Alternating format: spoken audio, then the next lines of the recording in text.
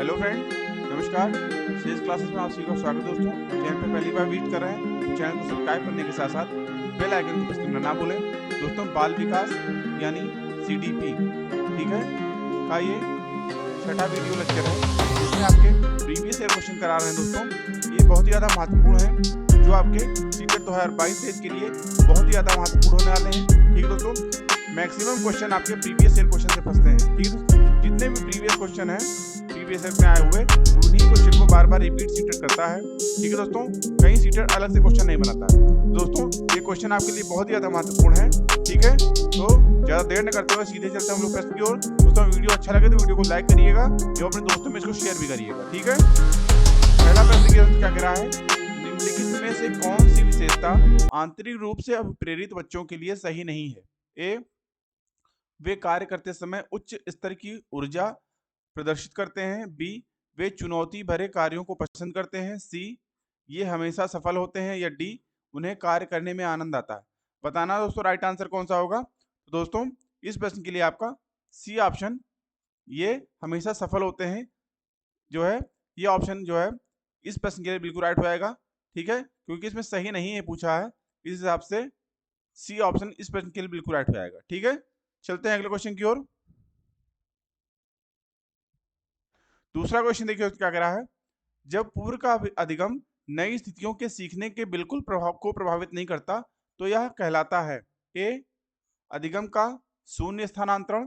B, अधिगम का निरपेक्ष स्थानांतरण। सी, अधिगम का सकारात्मक स्थानांतरण। या डी, अधिगम का नकारात्मक स्थानांतरण। बताना दोस्तों राइट आंसर कौन सा होगा।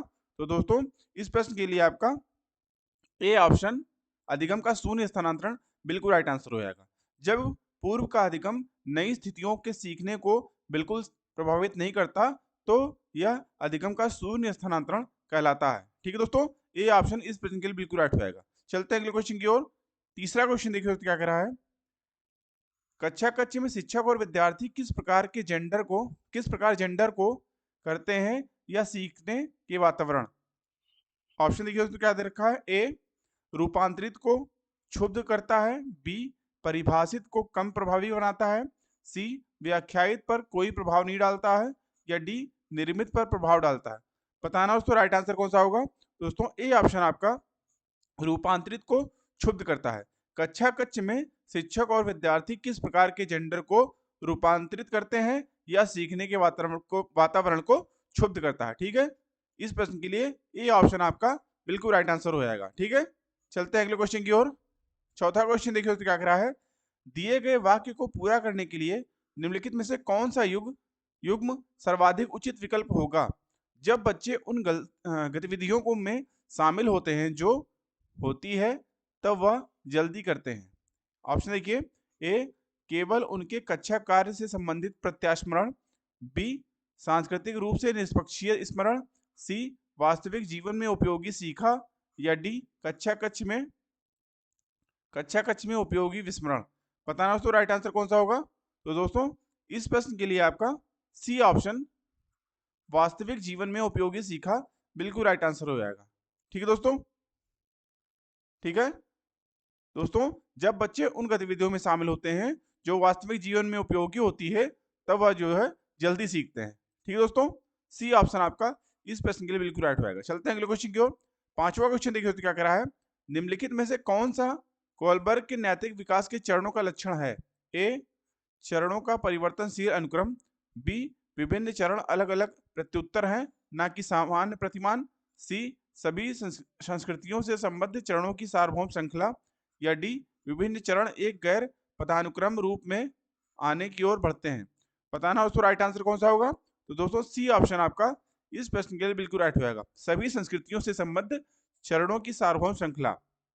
ठीक है दोस्तों, कोलबर्ग के अनुसार नैतिक विकास सार्वभौमिक गोचर है क्योंकि सामाजिक प्राणी बनने के लिए मानव व्यवहार संहिता को आत्मसात करना ही पड़ता है, इसलिए सभी संस्कृतियों से संबद्ध चरणों की सार्वभौम श्रृंखला होती है। ठीक है, इस हिसाब से सी ऑप्शन आपका बिल्कुल राइट आंसर हो जाएगा इस प्रश्न के लिए। ठीक है, चलते हैं अगले क्वेश्चन की ओर। छठा क्वेश्चन देखिए क्या कह रहा है,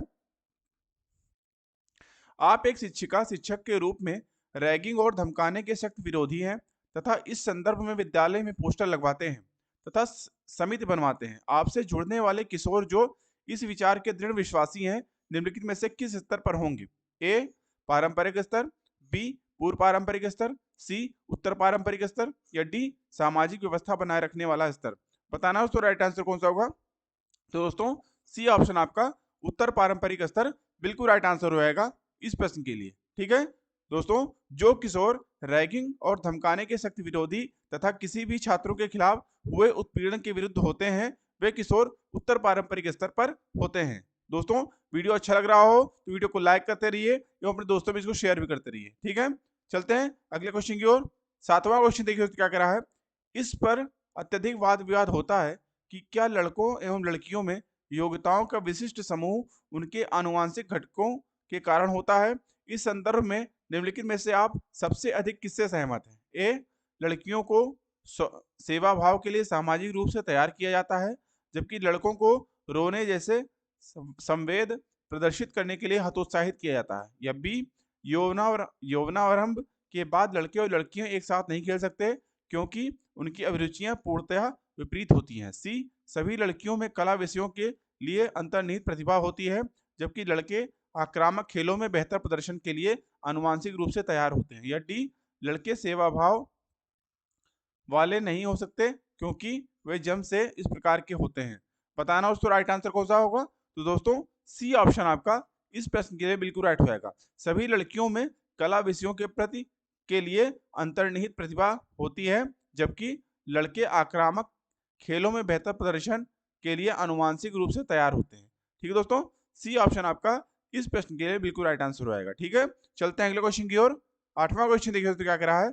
आकलन शिक्षण अधिगम प्रक्रिया का अभिन्न अंग है क्योंकि ए आकलन से अध्यापक बच्चों के अधिगम को समझता है और उससे अपने शिक्षण की प्रतिपुष्टि भी करता है। या बी आकलन ही एकमात्र तरीका है जो आश्वस्त करता है कि शिक्षकों ने पढ़ाया और बच्चों ने सीखा। दोस्तों आज के समय में केवल अंक ही शिक्षा में महत्वपूर्ण है। ठीक है, ठीक है। सी देखिए बच्चों को अंक दिए जाने के लिए चाहिए ताकि वे समझ सकें कि अपने सहपाठियों की तुलना में वे कहाँ पर हैं। या डी आकलन एक प्रक्रिया है जिसमें शिक्षक बच्चों तथा अपने शिक्षण विधि का विश्लेषण करता है कि बच्चों की अधिगम क्षमता का विकास हुआ है कि नहीं। अगर नहीं हुआ है तो शिक्षण में क्या कमी है। इस प्रकार शिक्षक को प्रतिपुष्टि मिल जाती है, साथ ही बच्चों के अधिगम का निर्धारण भी किया जा सकता है।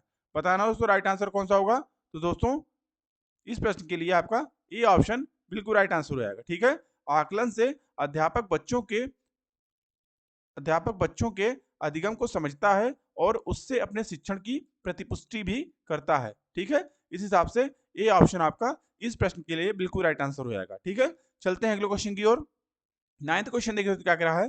प्रगतिशील शिक्षा में अपरिहार्य है कि कक्षा कक्ष ए लोकतांत्रिक होता है और समझने के लिए बच्चों को पर्याप्त स्थान दिया गया होता है। या बी शिक्षक के पूर्ण नियंत्रण में होता है जिसमें वह अधिनायकवादी होता है।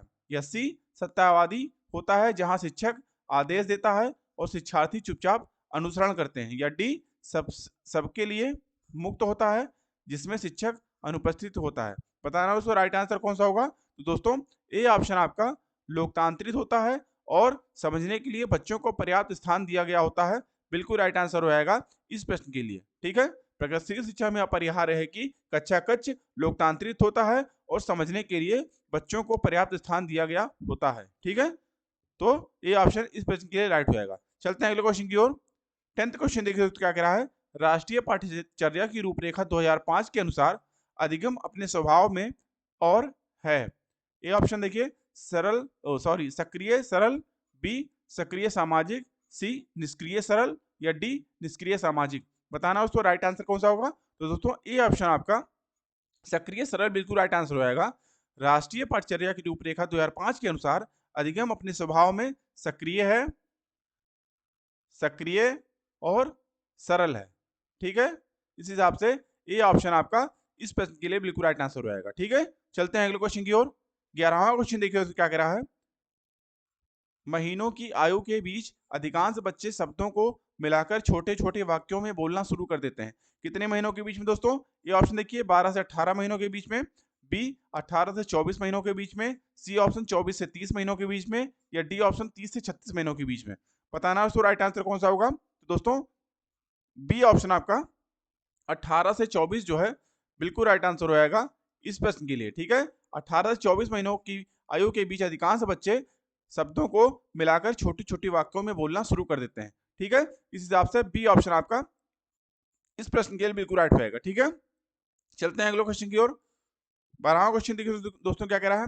सहयोगात्मक अधिगम एवं हम उम्र साथियों के द्वारा शिक्षण का एक समावेशी कक्षा में किस प्रकार से उपयोग करना चाहिए। ए सक्रिय रूप से हतोत्साहित करना चाहिए, बी कभी कभी प्रयोग करना चाहिए, सी प्रयोग नहीं करना चाहिए, या डी सक्रिय रूप से आगे बढ़ाना चाहिए।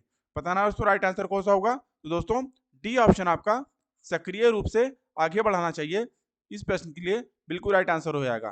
ठीक है दोस्तों, सहयोगात्मक अधिगम एवं हम उम्र साथियों के द्वारा शिक्षण एक समावेशी कक्षा में सक्रिय रूप से आगे बढ़ाना चाहिए। ठीक है, इस हिसाब से डी ऑप्शन आपका इस प्रश्न के लिए बिल्कुल राइट हो जाएगा। ठीक है, चलते हैं अगले क्वेश्चन की ओर। और दोस्तों ये इस वीडियो का लास्ट क्वेश्चन है।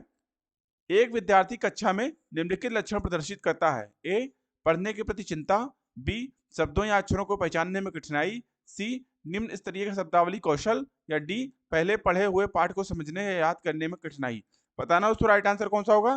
तो दोस्तों बी ऑप्शन आपका इस प्रश्न के लिए बिल्कुल राइट होगा।